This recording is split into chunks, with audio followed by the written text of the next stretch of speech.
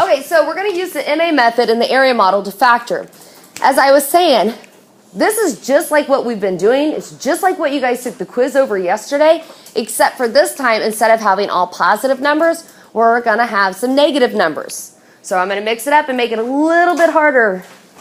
But you guys know all the steps. And you guys have the factor cheat sheet. So I highly recommend that you have that blue factor cheat sheet out. It will be beneficial to you. So the first thing that we're going to do is still find the m.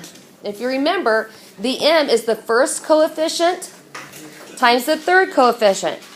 So I have 6 times 35. What's 6 times 35?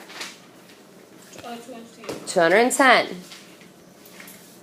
Then my a is my second coefficient. 31. No. Negative 31. Negative 31. So my a is negative 31. So when you use your factor sheet, for your n, it's 210. So you're going to flip your factor sheet over to where it says 210. You're going to look at all the factors. You're going to find the two numbers that you can add together to get 31. What are they? 10 times 21. Okay, so we're going to look at 10 and 21. Now, when we multiply numbers together,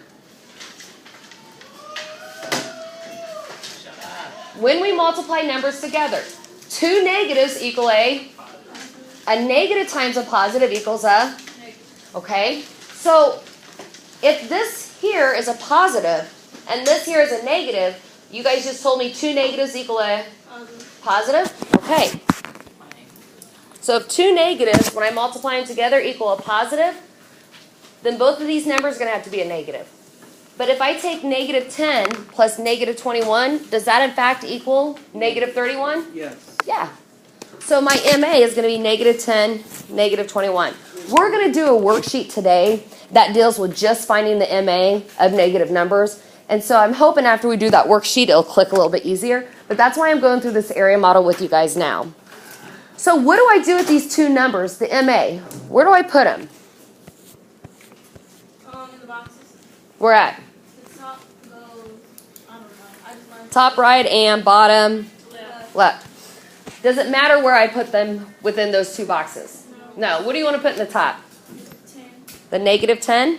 And what do we want to put in the bottom then? Negative 21. Now, because negative 21 plus negative 10 refers to that negative 31, what variable do I need to have with it? Okay. So from here, can you what? The nurse? Yeah. From here, we plug in the rest of the areas of each rectangle. So what's the area of my first rectangle? 6. Just 6? 6G. Yeah, 6g squared. And the area of my bottom right rectangle? 35. Good. From here, what's my next step? Yeah, factor. Find the greatest common factor of what? My top row. So what's the greatest common factor of 6 and 10?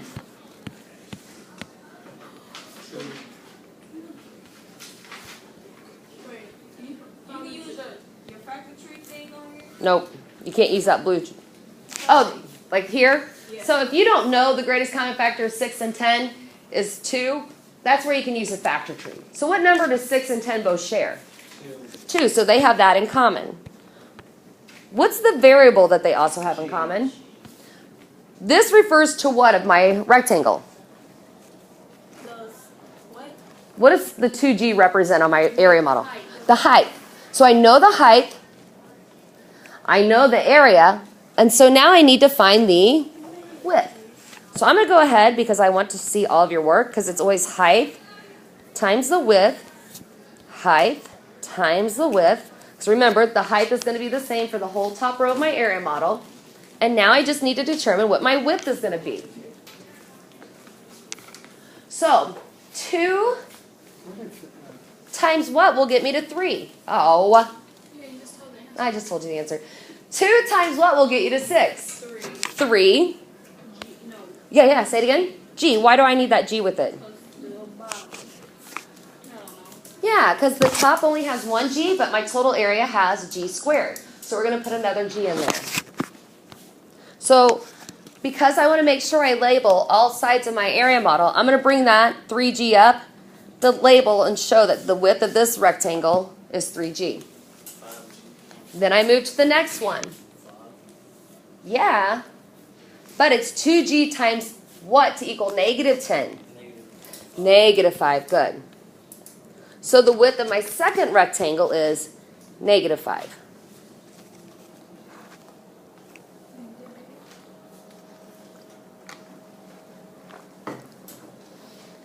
Okay, now that I have my top row filled, I'm ready to come to my bottom part of my area model. What do I know about my bottom rectangles?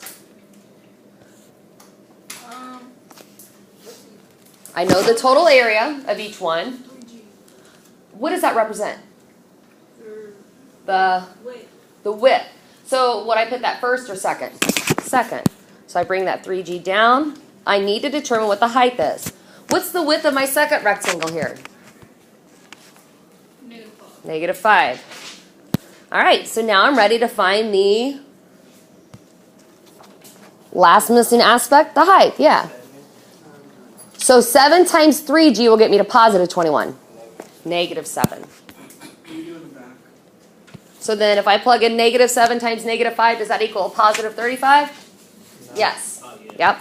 So the height of the bottom rectangle is Negative 7. -7. So from here I have the total area of the area model equals, and what's the formula for area? Area equals, Height. Height times width. so what's my height? Or 2G minus 7. Parentheses 3G minus 5. Parentheses and box. Okay. You guys did a really nice job.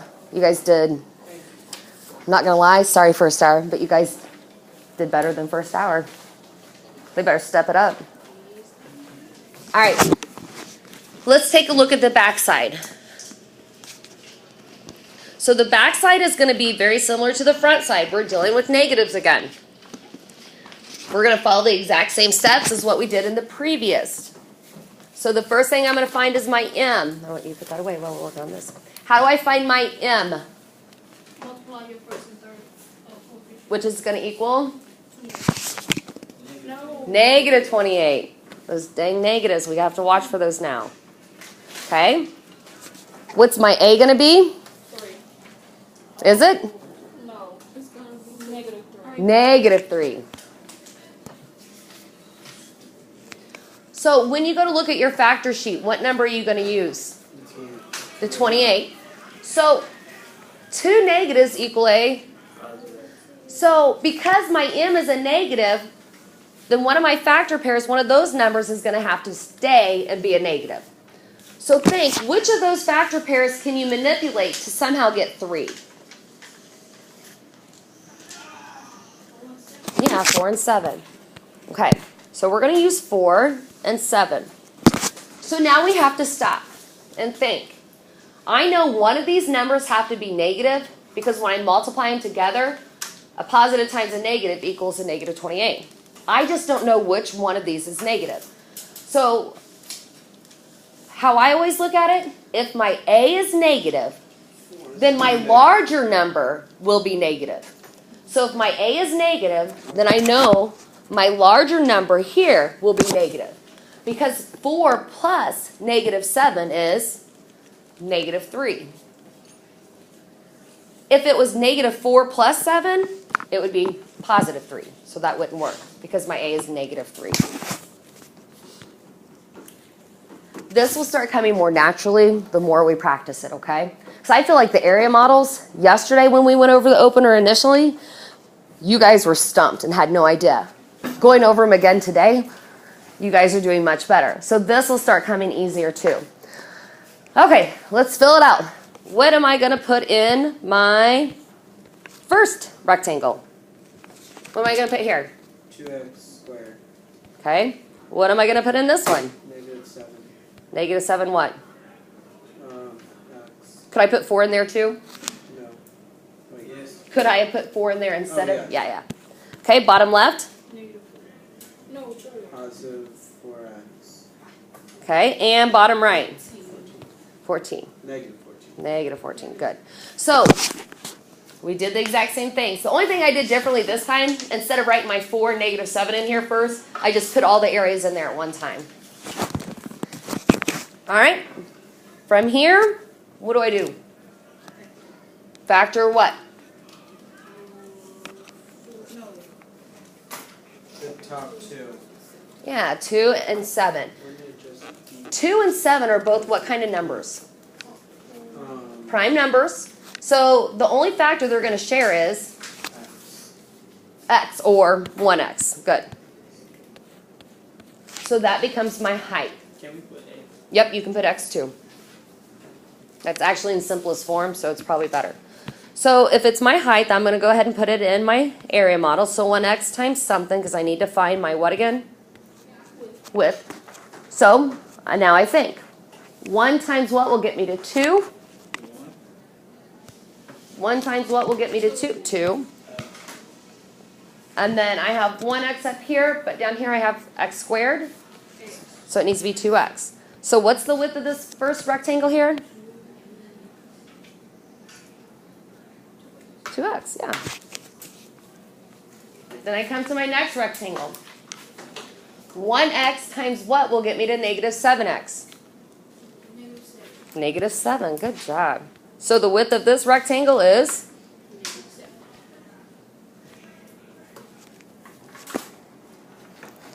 From here, what's my next move? What do I need to do next? From here, what do I need to do next? The bottom row. The bottom row. What do I know about my bottom rectangles? I know my area and I know something else about them. Height. Not the height, Width. the width. So what's the width of this first rectangle? Okay, what's the width of my other rectangle? What is it? Negative 7. Okay, so now I need to find the height. Elizabeth, what's the height going to be of this first rectangle? Okay, if I plug it in the second, 2 times negative 7, will that equal negative 14? So my height is, in fact, 2. Trevon, what's my final answer going to be written? How's it going to write? How am I going to write this? Where? Up at the top. So now I have my total area. So now I'm ready to write. Parentheses. 2x. No, that's your width. Area equals, Oh, 1x. and I don't have to have that 1 there. So x Plus 2. times. Negative 7. No, what's my first number? Oh, 2x. No, I'll take away 7.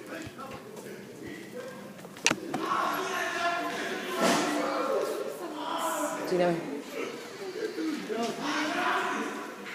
Hey, you guys are disrupting my class.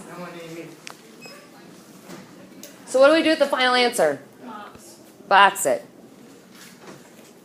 And